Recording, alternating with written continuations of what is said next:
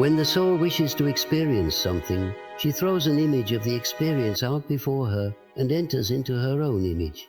You are not cast away, you are being called inward.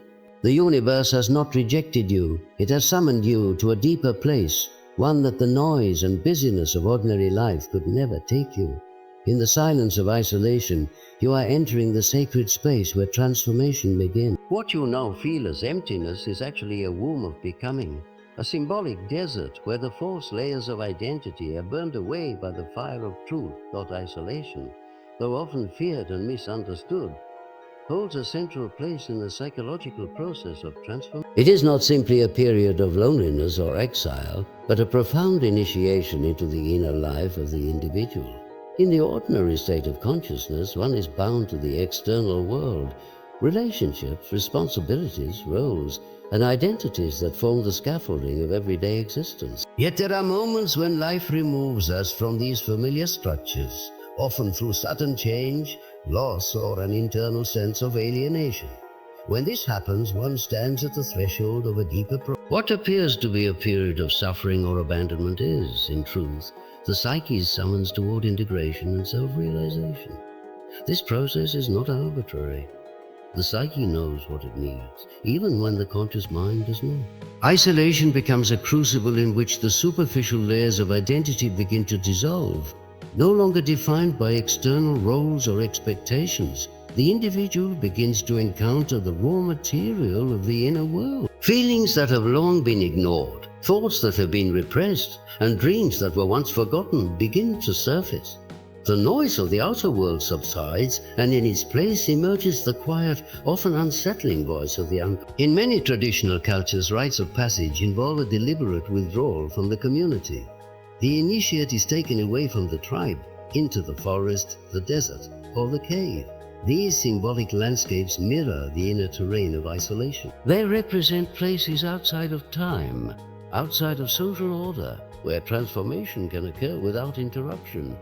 In the modern world, these rituals are largely absent, yet the psyche still follows similar routes. When the call to growth comes, life may orchestrate its own initiation through illness, heartbreak, or sudden solitude. The loss of familiar ground creates an empty space, and it is in this space that something new can emerge. The ego, which functions as the organizer of conscious life, often resists this process. It seeks control, clarity, and stability. Isolation undermines all of these. It disorients the ego, bringing it face to face with uncertainty and vulnerability. Yet this discomfort is not a sign of failure. It is evidence that something deeper is stirring. The disintegration of the ego structures is a prerequisite for the emergence of a more authentic, integrated self. What is dying is not the person, but the persona. Beneath the mask lies the true face, and isolation provides the space for it to be seen. In solitude, one begins to encounter aspects of the self that have long been disowned or rejected. These may arise in dreams, sudden emotions, or persistent thoughts that cannot be ignored. Often these are the parts of the psyche that were pushed into the shadow during childhood or early adulthood, traits deemed unacceptable by family, culture, or peers. In isolation, the suppression of these parts can no longer be maintained. They surface demanding recognition. This is the beginning of inner dialogue. Instead of living in opposition to oneself, the individual begins to listen, to understand, and to reintegrate the fragmented parts of the psyche. This process is rarely easy. The journey into the self can be turbulent and disorienting. Yet it is in this very turbulence that transformation occurs. Just as metal is tempered by fire, the soul is strengthened by the trials of isolation. One learns to sit with fear without fleeing, to face grief without distraction, to encounter the unknown without turning away. These are not just emotional challenges. They are spiritual and psychological initiations. They shape a self that is grounded not in external validation, but in inner truth. In this way, isolation serves a sacred function. It strips away illusion, revealing the deeper architecture of the self. With time, the individual begins to perceive meaning where there once was only emptiness. Symbols and synchronicities may appear. Dreams that speak in archetypal language, patterns that seem to connect the inner world with the outer. The psyche, once distant, becomes a living presence. This is not imagination or fantasy. It is the emergence of the deeper layers of consciousness, long hidden beneath the surface of daily life.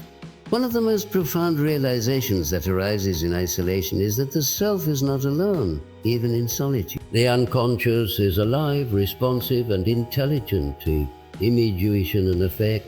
The relationship that begins to form between the ego and the unconscious is the foundation of inner wholeness. It is a dialogue, not a conquest. The ego learns to listen rather than dictate. In doing so, it becomes an instrument of a larger wisdom. This inner journey does not remove one from the world forever. Rather, it prepares the individual to return to the world with greater depth, resilience, and clarity. Having faced the darkness within, one becomes less afraid of the darkness without. Having encountered the full spectrum of one's inner life, one becomes more compassionate toward the struggles of others.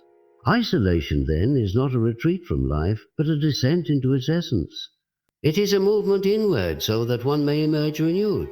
In truth, isolation is never truly about being alone. It is about coming into contact with the authentic self, the soul, the deep currents that guide one's life from beneath the surface. It is a rite of passage that transforms suffering into strength, silence into insight, and solitude into a sacred encounter. Though it may feel like exile, it is in fact a return home to the self. The shadow is one of the most vital and complex elements of the psyche. It represents all that is hidden, repressed, denied, or rejected within the self. These are not necessarily negative traits, though they are often labeled as such by the conscious mind of our society. The shadow contains everything the ego refuses to identify with: anger, envy, selfishness, vulnerability, but also power, creativity, instincts, and forgotten potential. It is the other side, the dark twin, that follows closely but is rarely acknowledged. To encounter the shadow is to begin a dialogue with the full reality of one's being, not just the past deemed acceptable or admirable. The process of becoming a whole person involves recognizing, confronting, and integrating the shadow. This cannot be achieved through intellectual understanding alone. The shadow cannot be domesticated or reasoned away. It reveals itself emotionally, symbolically, and behaviorally, often through projections, inner conflicts, or recurring patterns that one cannot easily explain.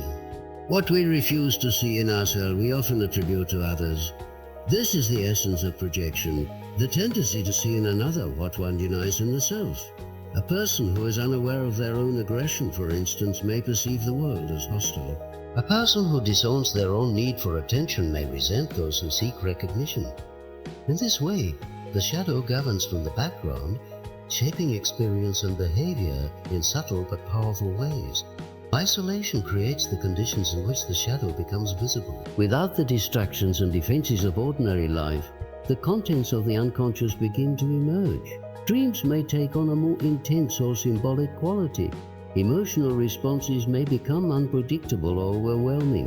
One may feel like a stranger to oneself. These experiences are not signs of weakness or madness. They are the psyche's way of bringing into awareness what has long been suppressed.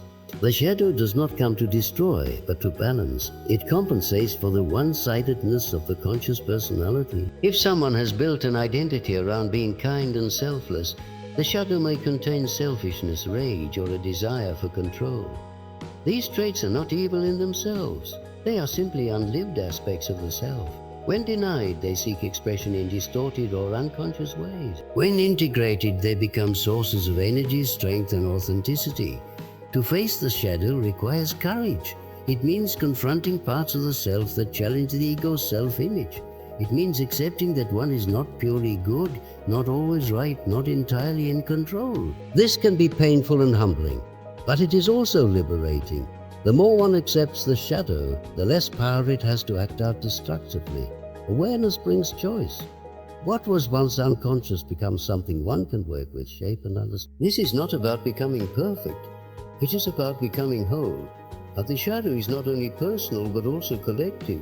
When individuals ignore their own shadow, they are more easily swept up in collective projections and moral panics. They become vulnerable to ideology, prejudice, and mass hysteria. By confronting the shadow within, one develops strength to resist being manipulated by fear or hatred from outside. This is why shadow work is not only a personal task, but a social responsibility. The more individuals take responsibility for their own darkness, the less likely it is to erupt into the world in harmful ways. Creativity is often born from the shadow.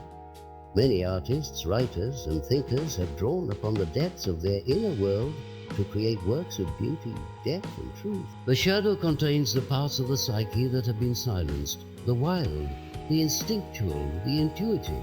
When these energies are reclaimed, they enrich life with vitality and originality.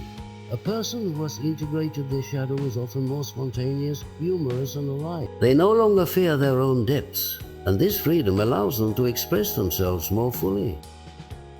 The shadow also holds the key to genuine compassion.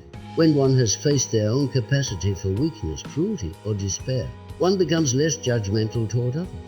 This does not mean excusing harm, but understanding its roots. It means seeing that others too are struggling with unseen battles too. It means recognizing that the line between good and evil does not run between people, but through each person. This recognition is the beginning of wisdom. It creates space for empathy, connection, and healing. Encountering the shadow is not a one-time event, it is a lifelong process. As ego evolves, new aspects of the shadow emerge. Every time the personality becomes too rigid, too identified with a particular role or ideal, the shadow pushes back. It reminds us that we are more than our image, more than our persona. It keeps us honest. It ensures that growth continues. This is why the shadow is not the enemy. It is the hidden ally, the teacher disguised as a threat. In dreams, the shadow often appears as a figure of the same sex, hostile, threatening, or mysterious. These dream figures are not to be feared, but listened to. They are messages from the unconscious, asking to be heard. To engage with them symbolically, through art, writing, imagination, or therapy, is to begin a dialogue that leads toward integration. The goal is not to eliminate the shadow, but to relate to it consciously. This relationship brings depth and balance to the psyche. It allows one to live with greater authenticity, not ruled by hidden forces, but guided by inner awareness. Many resist the shadow because it challenges the desire to be good, successful, or loved. But those who are willing to face it discover something far greater than approval. They discover integrity. They discover resilience. They discover a self that is not afraid to see clearly, to feel deeply, to live fully. The shadow in all its darkness is a gateway to light, not the superficial light of perfection, in a radiance of wholeness. The journey of the self unfolds along two major trajectories, the collective path and the individual path. Both have value, but they serve different psychological and spiritual purposes. The collective path represents the realm of norms, roles, and expectations handed down by society, family, culture, and tradition. It is the well-traveled road defined by shared values, social conditioning, and communal identity. From early childhood, individuals are shaped by this path. They are taught what to believe, how to behave, what to pursue, and what to avoid. Success, morality, gender roles, ambition, love, and even dreams are filtered through the lens of what the collective deems acceptable or ideal. This collective orientation provides structure and belonging. It offers a sense of safety and order. There is comfort in conformity, in walking a road that many others have walked before. It allows for a predictable sense of progress, education, career, relationships, retirement. Yet while this path serves a necessary function in development, it is ultimately limited in its capacity to lead the individual toward wholeness. It is possible to fulfill every expectation of society and still feel a profound emptiness inside. This inner void, often suppressed or ignored, is the signal that the collective path can take one only so far. The individual path begins where the collective path ends. It does not reject the world, but it demands something deeper than what the world can offer. It arises in moments of inner tension when the soul starts to resist the life that has been constructed around it. Often this resistance appears as anxiety, depression, or restlessness. These symptoms are not necessarily pathological. They may be the psyche's way of announcing that the time has come for a deeper journey. The inner voice that was once faint becomes more insistent. It whispers that there is more to life than appearances and accomplishment. It calls the individual inward, toward a truth that cannot be dictated from outside. Choosing the individual path is not an act of rebellion for its own sake. It is a response to an authentic inner necessity. It is the beginning of what has been called individuation. The process by which a person becomes who they truly are, distinct from the roles they have played and the identities they have borrowed. This path is often solitary, not because others are absent, but because few can walk it for you. It requires introspection, honesty, and a willingness to face the unknown. Along the individual path, the questions change. Rather than asking, "Oh, what should I do to be accepted?" or "How can I succeed by society's standards?" the individual begins to ask, "What is true for me?" Or "What is the meaning of my life, apart from what I've been told?" These questions are not easily answered. They demand exploration of the unconscious, confrontation with the shadow, and engagement with the deeper layers of the psyche. The answers may come not in clear statements, but through dreams, symbols, inner images, or moments of profound emotion. This journey inward can be disorienting. The structures that once provided clarity begin to dissolve. One may experience periods of doubt, confusion, or isolation. Friends and family may not understand the changes taking place. The old life may no longer fit, yet the new life has not fully emerged. This transitional space can feel like a psychological wilderness, yet it is in this wilderness that the seeds of the true self are planted. The individual must learn to trust the inner process, even when it does not conform to external expectations. The movement from the collective to the individual does not imply selfishness or withdrawal from responsibility. On the contrary, it is often those who have undergone this inner transformation who return to the world with the most to offer. They bring insight, creativity, and authenticity that cannot be manufactured or imitated. Their presence carries a quality of depth and integrity. They are no longer performing a role. They are expressing something real. This realness is often felt by others as healing or inspiring. It invites them to begin their own inward journey. The collective path emphasizes sameness and predictability, while the individual path celebrates uniqueness and necessity. In the collective, one learns how to fit in. In the individual, one learns how to stand alone. Yet the goal is not to reject one path for the other, but to move consciously from one to the other when the time is right. The collective may be the starting point, but it should not be the final destination. Growth requires departure. Just as a child must eventually leave the family home to find their own way, the adult must eventually step beyond cultural programming to discover their own truth. This stepping out is not always dramatic. It may begin with small acts of defiance, choosing a different career, embracing an unconventional belief, leaving a relationship that no longer serves growth. But each act reinforces the inner voice, the one that says, "I must live according to what I know in my heart, even if no one else understands it." This is not arrogance. It is fidelity to law. The myths and stories of old speak to this dynamic again and again. The hero must leave the village. The initiate must go into the cave. The wanderer must cross the sea. These are not just outer journeys. They are inner metaphors for the psychological process of becoming. To become oneself is to leave behind the familiar, to confront the trials of transformation, and to return to something of value, not only for oneself but for others. Yet the return is never a regression. One does not come back to be absorbed again into the collective, but to relate to it differently, with awareness, with boundaries, with purpose. The individual who has walked this path does not seek approval, but authenticity. They do not follow rules blindly, but examine them in the light of inner truth. They are not easily swayed by the trends and opinions of the time, for they are rooted in something deeper. And it is from this rootedness that they are able to give freely and wisely. The tension between the collective and the individual is not a problem to be solved, but a polarity to be lived. The world needs both, the order of the collective and the innovation of the individual. Yet it is often the individual who must go first, who must break the mold so that new possibilities can emerge. They are not above the world, but in service to it, precisely because they have dared to step outside of. The symbolism of the desert, the cave, and the wilderness occupies a central role in the inner journey of transformation. These landscapes are not simply physical spaces, but profound metaphors for psychological and spiritual states. They appear across mythologies, religious traditions, and inner narratives as places where the old self is stripped away and a new self is revealed. Their starkness and isolation speak to a psychological condition where the familiar vanishes, the ego loses its grip, and one is drawn inward into the unknown. These environments are stages for initiation, thresholds of death and rebirth, and mirrors of the human psyche at its most essential and vulnerable. The desert is a place of absence. It is barren, silent. Life in the desert is reduced to its minimum. Distractions vanish and survival depends on simplicity, endurance, and inner resource. In the symbolic sense, the stripping away of illusion. It is where the ego, inflated with its roles and routines, confronts emptiness. This emptiness is not just a void, but a kind of psychological purgation.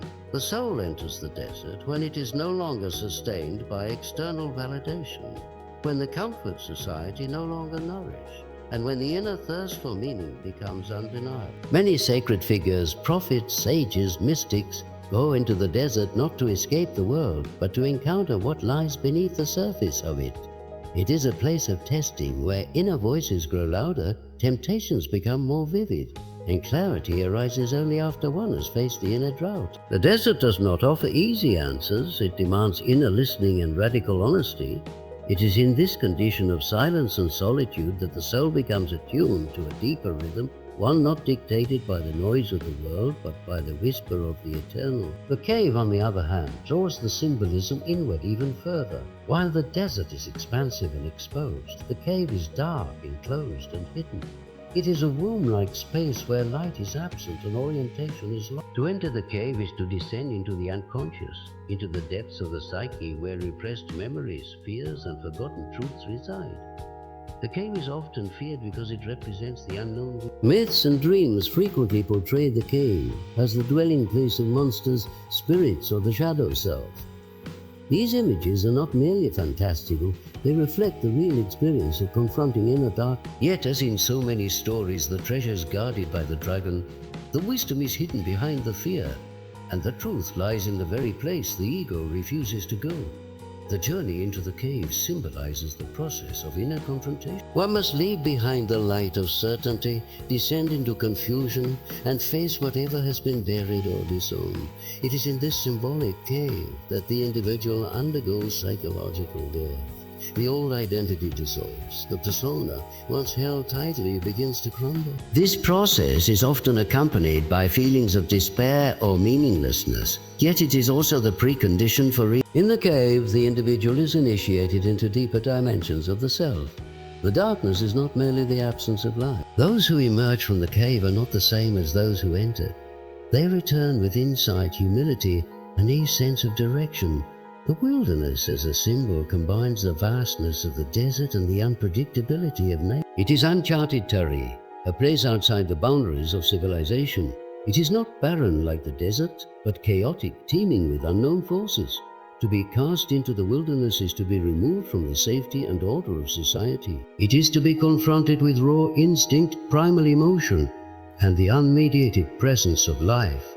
In psychological terms, the wilderness represents the state of liminality, when one is no longer who they were, but not yet who they will be. It is a place of in-between, where structure dissolves and new forms have not yet taken shape.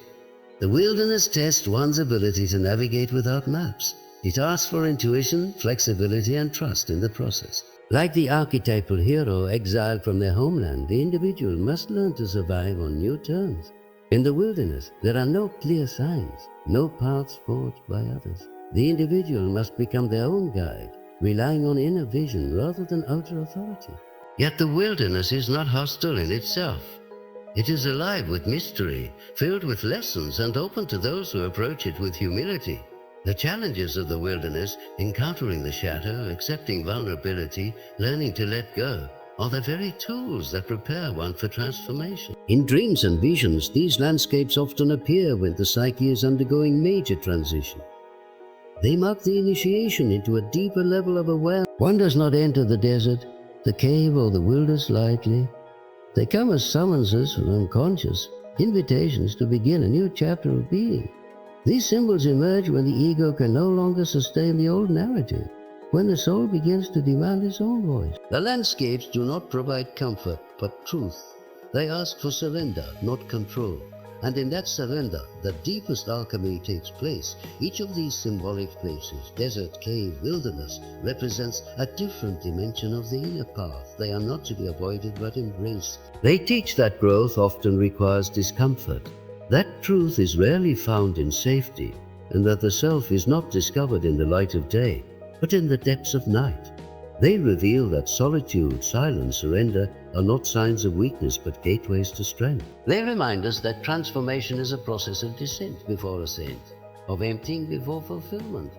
When one finds themselves in a period of psychological desert, emotional wilderness, or inner cave, it is not a detour from the path, but the path itself. These symbols tell a story of human potential, of how one can lose the world and find the soul, how one can wander and still be led, how one can face darkness and discover light. They are timeless images, not bound to any culture or religion, because they reflect a universal truth, that the journey inward is the foundation of any lasting change. In the silence of the desert, darkness of the cave, and the wildness of the forest, the soul listens, the heart softens, and the self awakens.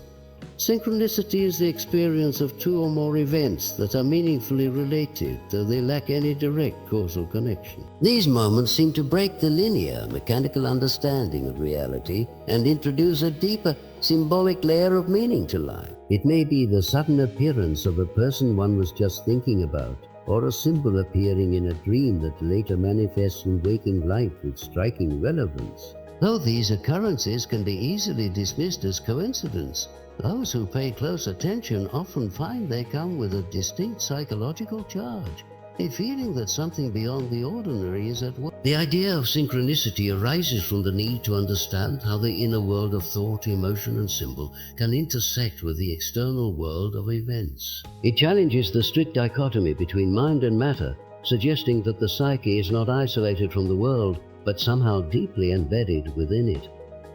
When synchronicity occurs, it feels as though the universe is speaking directly to the individual, offering a message or a mirror. These experiences are deeply personal, yet they resonate with a universal sense of wonder, as if touching the threads of a greater invisible web that connects all things.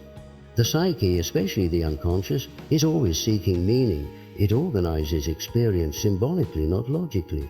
In this context, synchronicity acts as a bridge between the symbolic reality of the inner world and the literal reality of the outer world. When a significant inner state aligns with an outer event, the result is not mere chance but a synchronistic moment, a convergence that points to a deeper truth than either realm can express alone. This is particularly evident in moments of emotional intensity or transformation, such as grief, love, or spiritual awakening. The inner need draws forth outer symbols that seem uncannily appropriate, as if the world is responding to. These moments often come when one is in a state of openness or inner seeking.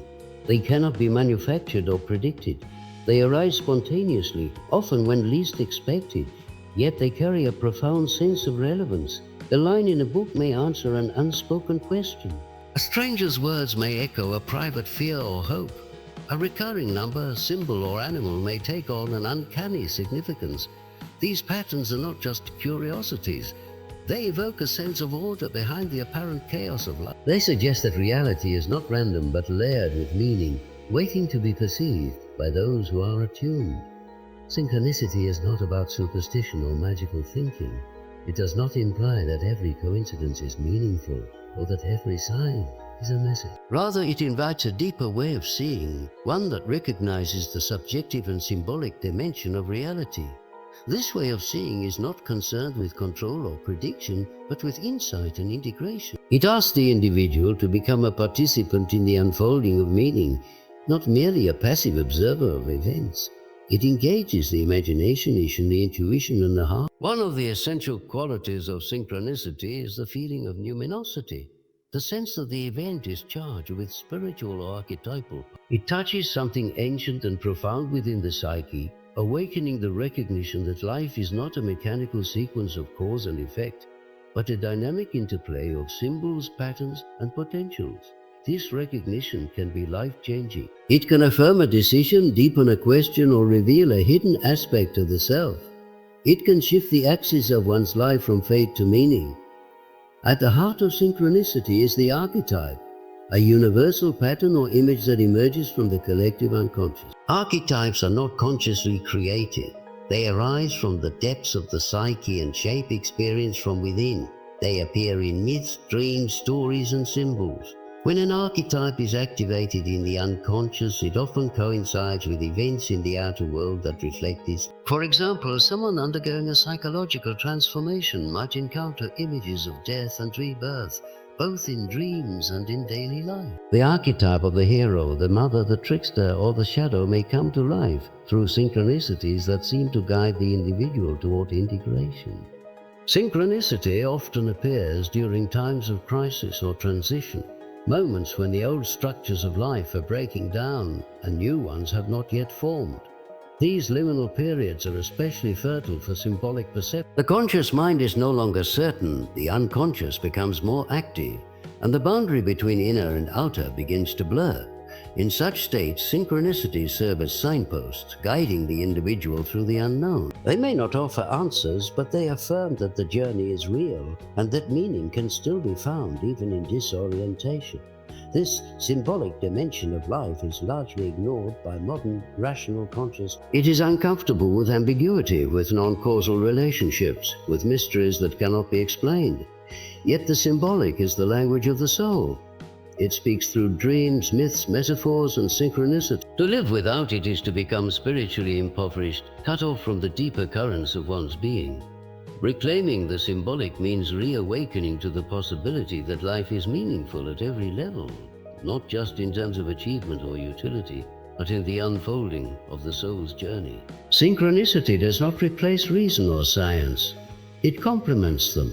It offers a way of knowing that is qualitative, subjective, and felt rather than measured. It is not concerned with proving, but with it opens the door to a kind of inner certainty, the sense that one is in alignment with something greater than the ego.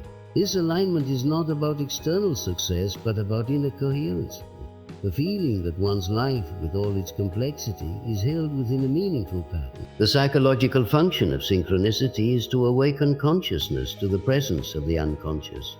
It is a reminder that the ego is not the center of the psyche, but one aspect of a much larger whole. When the ego becomes rigid, overly rational, or cut off from feeling, the psyche sends messages through dreams and symbols.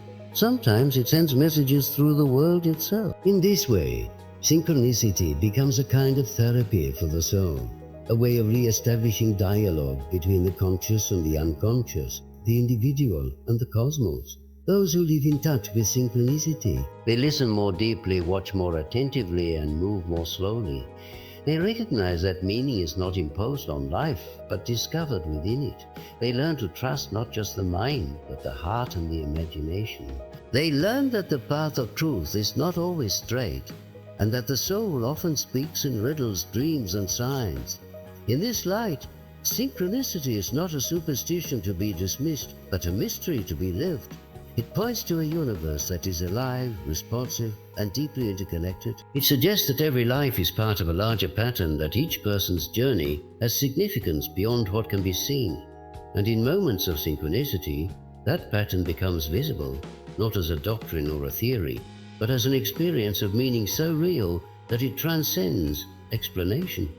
Individuation is the deep, lifelong psychological process by which a person becomes who they truly are, an integrated, whole individual, rather than a fragmented or socially conditioned person. It is not simply about self-discovery in the conventional sense, but involves a profound reorientation of consciousness, where the unconscious and conscious aspects of the psyche are brought into relationship. The aim of individuation is wholeness, not perfection. It is not about becoming flawless or universally accepted, but about embracing the full spectrum of one's being, including contradictions, wounds, and inner oppositions. This process begins subtly, often through dissatisfaction, restlessness, or a sense of inner conflict. A person may feel that the roles they play no longer reflect their true nature. They may begin to sense that life has more depth than their current existence allows. The journey toward individuation typically begins with such a rupture, an internal call that the outer life can no longer ignore. This marks the start of descent, not into despair, but into a deeper engagement with the soul.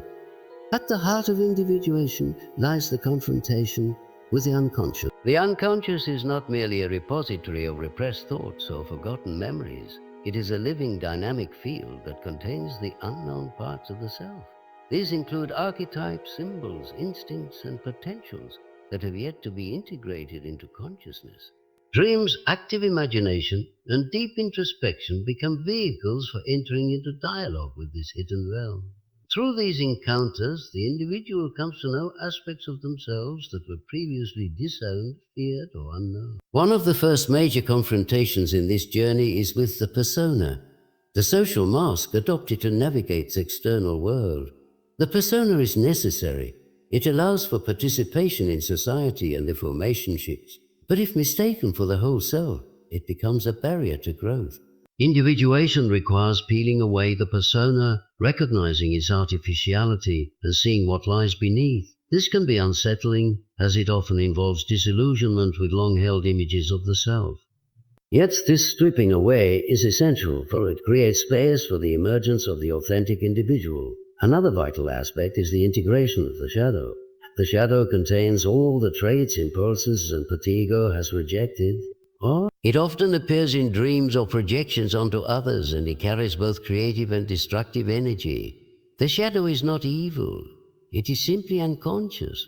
When denied, it can erupt in compulsions, judgments, or destructive behavior. But when acknowledged and integrated, it becomes a source of vitality, insight, and balance. Facing the shadow requires humility and courage.